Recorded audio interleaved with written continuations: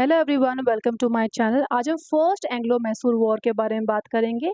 ये war Britishers और मैसूर के बीच में हुआ, जो कि 1766 से लेकर 1769 तक चला। सबसे पहले हम इस वॉर के कॉजेस को डिस्कस करेंगे और ये जानने की कोशिश करेंगे कि ये वॉर क्यों हुआ।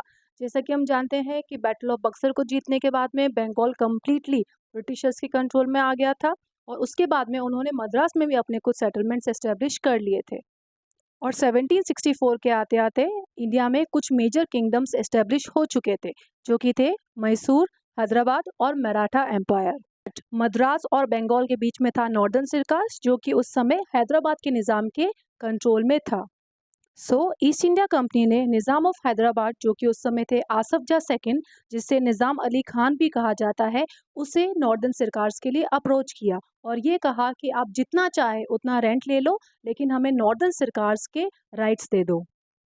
लेकिन निज़ाम ने साफ मना कर दिया कि हम रेंट पे अपनी लैंड नहीं दे सकते। रॉबर्ट क्लाइव, जो कि ईस्ट इंडिया कंपनी के रिप्रेजेंटेटिव थे, उन्होंने शाह आलम सेकंड, जो कि उस समय मुगल एम्परर थे, उन्हें नॉर्दर्न सरकार्स के लिए अप्रोच किया और उन्हें कहा कि आप हमें निज़ाम ऑफ हैदराबाद से नॉर्दर्न सरकार्स के राइट्स दिलाएंगे। अब यहाँ पे सोचने की बात है कि उन्होंने शाह आलम सेकंड को क्यों अप्रोच किया। चलिए समझते हैं। क्योंकि हैदराबाद मुगल एम्पायर का ही पार्ट था, इसीलिए हेल्प मांगने पर शाह आलम सेकंड ने एक ऑर्डर जारी किया, जिसमें उसने नॉर्दर्न सरकार्स के सभी rights British East India Company को दे दिए। और ऑर्डर पास होते ही रॉबर्ट क्लाइव ने नॉर्दर्न सरकार्स को ऑक्यूपाई करना शुरू कर दिया। बट ये बात निज़ाम ऑफ हैदराबाद आसफ जाह सेकंड को अच्छी नहीं लगी और वो कहीं ना कहीं ये भी जानते थे कि वो अकेले ब्रिटिश कंपनी के साथ में नहीं लड़ सकते। तो इसलिए उन्होंने क्या किया, उन्होंने कंपनी के सामने एक ऑफ़र रखा कि ठीक है, आप नॉर्दर्न सरकार्स के राइट लेना चाहते हैं, आप ले सकते हैं, लेकिन उसके बदले में प्लीज़ मुझे कुछ रेंट पे कर दीजिए। रॉबर्ट क्लाइव ने क्या किया, रॉबर्ट क्लाइव ने उन्हें 7 लाख रुपीज़ रेंट पे कर दिया। और रेंट देने के साथ साथ ब्रिटिश ईस्ट इंडिया कंपनी ने निज़ाम को ये भी प्रॉमिस किया कि जब भी निज़ाम पर कोई फॉरेन अटैक होगा तो ब्रिटिश फोर्सेस उसकी हेल्प करेंगे। इस तरीके से निज़ाम ऑफ हैदराबाद और ब्रिटिश ईस्ट इंडिया कंपनी के बीच में एक मिलिट्री अलायंस फॉर्म हो चुका था। एक और बात यहाँ पे नोटिस करने की है कि हैदराबाद का निज़ाम और मराठास ऑलरेडी मैसूर के खिलाफ पहले से ही अलायंस बना चुके थे।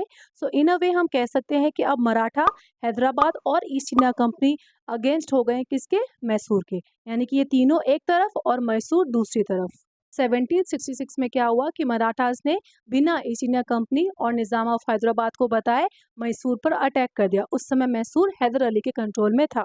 बट यहाँ पे हैदर अली वॉर करना नहीं चाहते थे, वो मराठास के साथ में पीस एस्टेब्लिश करना चाहते थे, जिसके लिए उन्होंने मराठास को 30 लाख रुपीज़ और उसी के साथ साथ मैसूर की कुछ नॉर्दर्न टेरिटरीज भी दी, ताकि उन दोनों के बीच में अलायंस फॉर्म हो सके। इसके बाद में हैदर अली ने निज़ाम ऑफ हैदराबाद के साथ में भी नेगोशिएट किया और उसे न्यूट्रलाइज कर दिया।